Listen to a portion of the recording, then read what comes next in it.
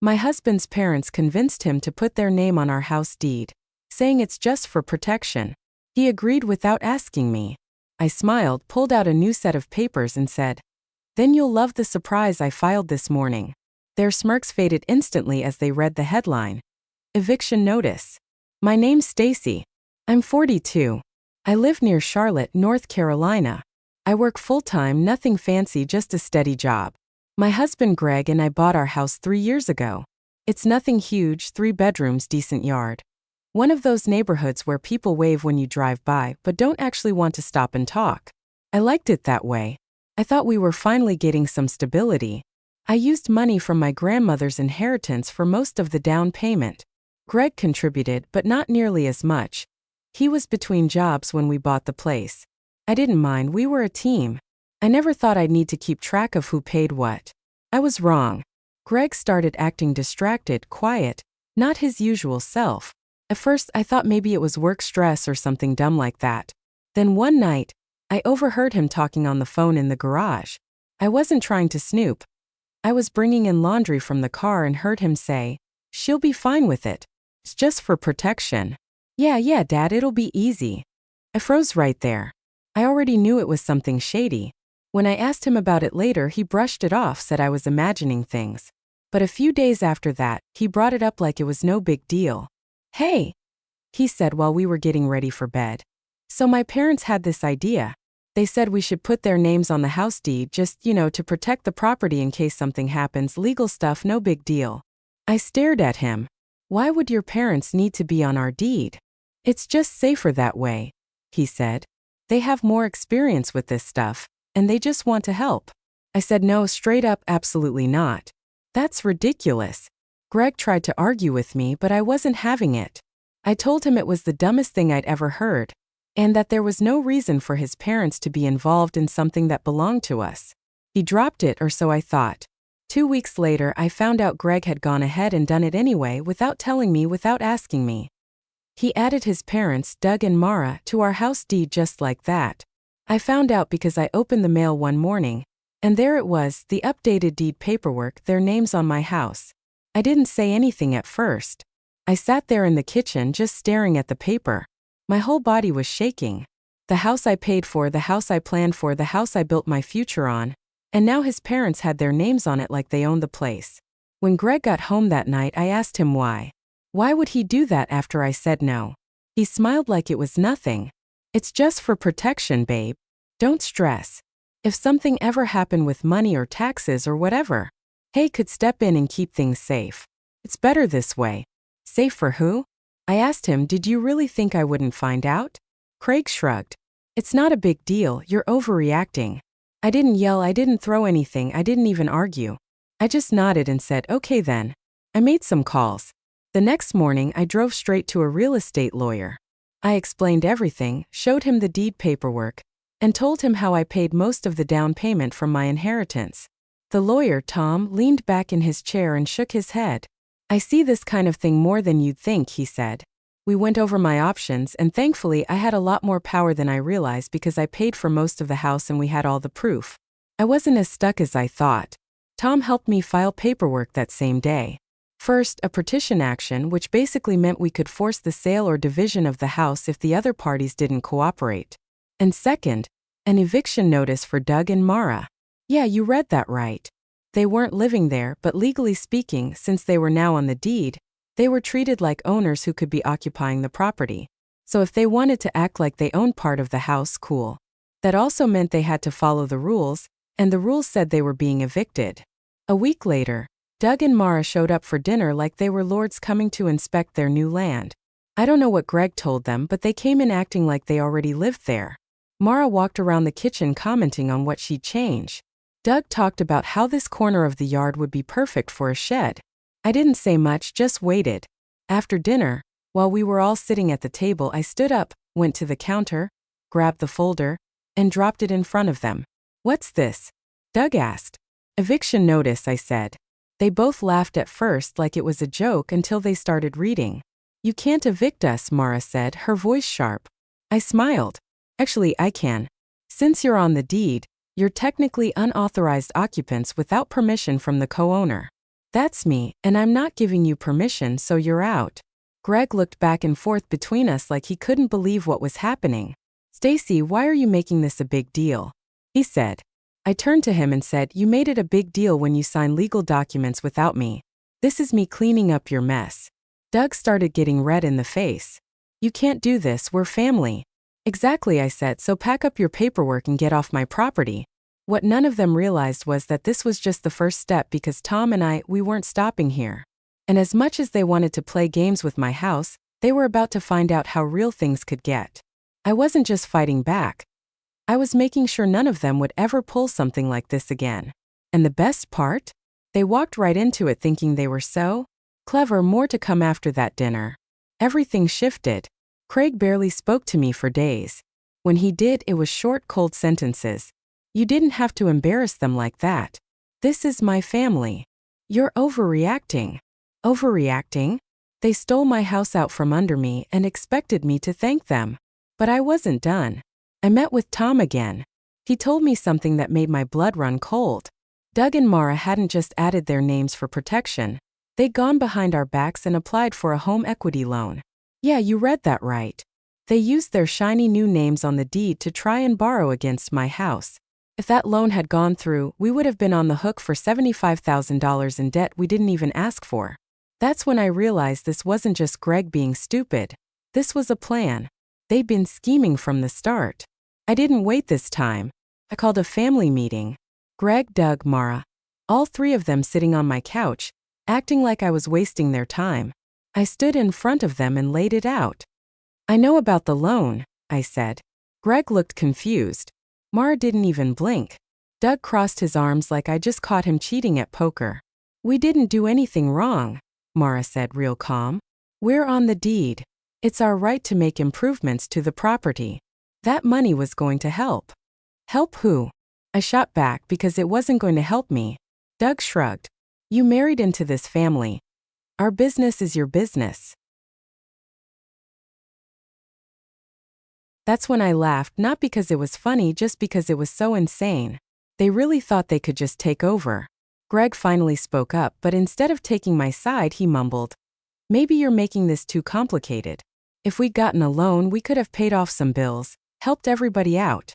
I looked him dead in the eye. Helped who? Your parents or your wife? He didn't answer. I already knew. Tom and I moved fast after that. We locked down the house legally, filed an injunction to block any changes to the deed or loans, and froze everything until the court could sort it out. But Doug and Mara weren't done either. They hired their own lawyer, started showing up at the house with paperwork, leaving letters taped to the door saying they had a right to access the property whenever they wanted. Mara tried to come inside one afternoon while I was cooking dinner. She just walked in, no knocking, no warning. Thought I'd check on the place, she said, like it was perfectly normal to show up uninvited and walk into someone else's kitchen. I told her to leave. She refused. I had to call the police. That's when things really got ugly. Greg took their side. I can't believe you called the cops on my mom, he said, slamming the bedroom door like a teenager. I told him, I can't believe you let your parents take over our lives. For the first time, I really realized we weren't on the same team anymore. Maybe we never were. He started staying at their house a few nights a week. First, he claimed it was to calm things down. Then I found texts on his phone from Mara, stuff like, don't let her scare you. We'll get what's ours. She can't push us out. We're family. If she wants a fight, we'll give her one. They wanted my house, they wanted me gone. 2 weeks later, I got a call from the bank. Doug and Mara tried to file another loan, this time saying Greg and I were separated and they had majority interest in the house. Majority interest? They really thought they could just erase me. I was beyond furious. This wasn't just about the house anymore. It was about them trying to kick me out of my own life. But I wasn't leaving. If they wanted a fight, fine, they could have one because the next papers they get served, they won't be expecting those. And trust me, they're coming. A few days after the second loan attempt, I got a letter in the mail, certified, stamped, official looking. It was from Mara and Doug's lawyer. Apparently, they were filing a claim saying that I was financially unstable and putting the property at risk. Their goal? To have me removed from the deed. I sat on the couch reading that letter over and over. They were really going for it.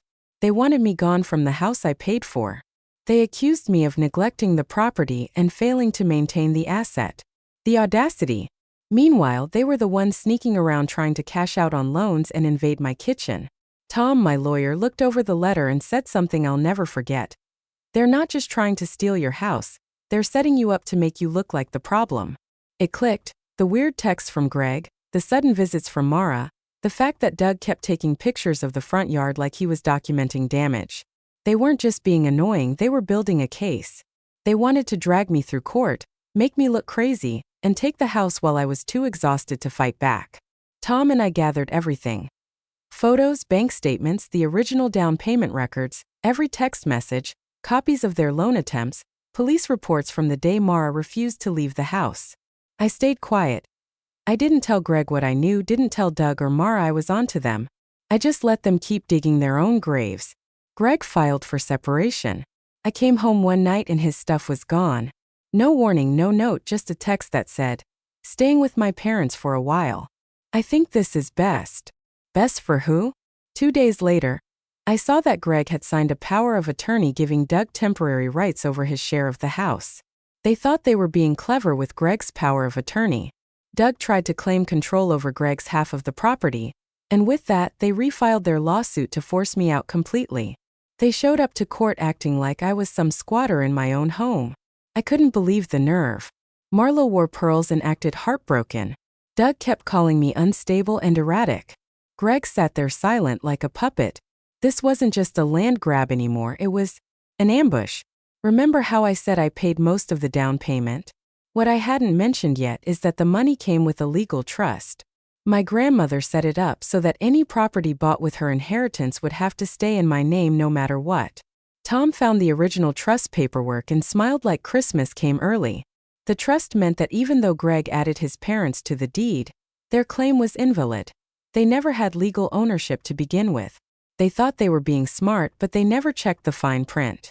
The deed transfer was flawed from day one. I didn't say anything during the hearing. I just watched as they smugly passed papers between their lawyer. Then when it was my turn, Tom handed over the trust. The judge read it twice and then looked at Doug and Mara and said, "You shouldn't have been on the deed in the first place." Silence. Not a sound from the other side of the room. It was like watching people realize they bet everything on a losing hand. A neighbor of mine, a sweet older guy named Carl, came forward with security footage. Turns out Doug had been sneaking onto the property at night and doing intentional damage, breaking small things, scratching the paint on the porch rail, pulling up landscaping bricks. Carl's cameras caught all of it. For evidence of me neglecting the property, Doug was building his own fake case but ended up building mine.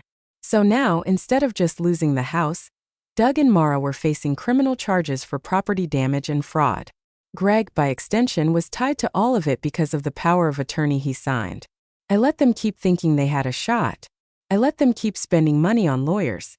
I let them dig deeper because the bigger the fall, the harder it hits. And trust me, we're nowhere near the bottom yet. Court was set for a Thursday morning. By then, Doug and Mara were all in. Greg was practically living at their house. They'd convinced themselves this was a sure win, that soon enough I'd be out of the picture and the house would be theirs to play with. Tom kept telling me to stay calm, that the trust paperwork was airtight, but it's hard to stay calm when people are literally trying to rip your life out from under you. The night before court, I got a text from Greg. "We don't have to make this ugly, just walk away. It's over." Over? After everything I did for him? I didn't reply. It started quiet. Doug's lawyer got up first, did his whole song and dance about how I was unfit, unstable, financially irresponsible. He painted this whole fantasy where I was basically some disaster who couldn't manage a home. Mara sat there nodding like it was a church sermon. Greg just kept his eyes down. Then Tom stood up, handed the trust to the judge, and said clear as day, "Your Honor, none of these claims matter. The deed transfer was invalid from the beginning. This house belongs solely to my client." It felt like the air got sucked out of the room. The judge flipped through the papers and looked over his glasses at Greg. "Mr. Gregory, were you aware of this trust when you added your parents to the deed?" Greg mumbled something like, "I didn't think it mattered." Doug leaned over, whispering fast, and Mara's face turned the color of old chalk. The judge shut it down right there. "All secondary claims are dismissed. The house remains under sole ownership of Mrs. Stacy. The attempts to leverage the property were unlawful. Further actions will be referred for investigation. And just like that, it was done. Or so I thought. On the way out of the courtroom, Mara snapped, "This isn't fair." She shouted loud enough that everyone turned to stare. She spun on Greg. "We told you to handle this. You said she wouldn't fight back." Greg finally lifted his head and looked at me like he was seeing me for the first time. And then came the moment I did not see coming. "Mom, stop," Craig said. "We lost, just stop." Doug grabbed his arm. "Don't you dare back down now." Greg shrugged him off, and then Craig just cracked right there in the hallway in front of strangers, lawyers, and court staff. He broke down. "You two ruined everything," he yelled. "You made me believe she was the enemy. You told me we were protecting our future, and now we have nothing." Doug froze. Mara's mouth opened, but no words came out. Craig turned back to me, his face was red, his voice shaking. "I'm sorry," he said so quietly I barely heard it. I thought they were helping. I thought you were trying to take the house from me. But I wasn't crying. I wasn't shaking. I just looked at him and said, "You didn't trust me. That's what you thought." And I walked away. Later that week, Greg tried to come back home. He knocked on the door and said we could work it out. I told him no. Mara sent me a letter, an actual handwritten letter, saying how sorry she was that things got messy and how families fight sometimes. I didn't reply. Doug never spoke to me again, which honestly was the only gift he ever gave me. Carl, my neighbor with the security footage, still checks in on me. He brought me brownies the next weekend and said he knew something was off with those people from the moment they moved in. On your deed, the court ordered Doug to pay for the damages he caused around the property. Craig's name is no longer on the deed either. I filed the paperwork the same day we finalized the divorce. Some nights I sit in the living room, lights off, just listening to the quiet. The house feels different now, like it's really mine again. People ask if I miss Greg. I don't. I miss who I thought he was, but that man wasn't real. What was real was the way he let them turn me into the enemy. What was real was the way he picked their side and left me to fight for what was already mine. And honestly, what I feel now is peace. The house is still standing, and so am I.